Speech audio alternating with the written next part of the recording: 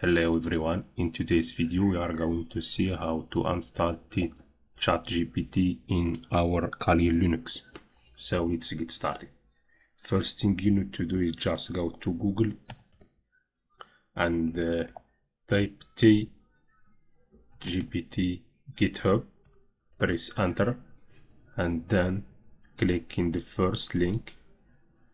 It will take you to the page where we need to take this HTTPS to clone the ChatGPT in our Kali Linux. So after copy this link, go to Kali Linux, open a terminal like this. Let's make a little big. Type this command git clone and paste the link here.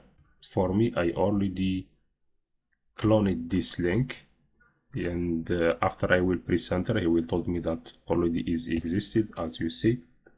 So for you, after you type this command, it will download the repository in your Kali Linux. Then press ls. As you see, we have Tgpt here. We need to access to this file. For this we use cd Tgpt, press ls to take a look. As you see here, we have all things here, and if you see here, we have a file names install. So we need to install this file. We do sudo and slash install, press enter, password Kali, and is starting install it. As you see, our installation is successfully. So after the installation, let's check how we can use this Tgpt.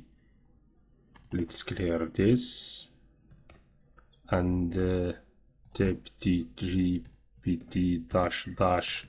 -help, and as you see here, we have all commands that we can use and to use this Tgpt.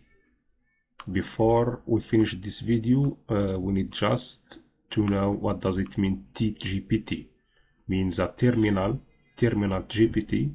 So from Kali Linux, you can use this terminal to use all options that you use in ChatGPT, like generation.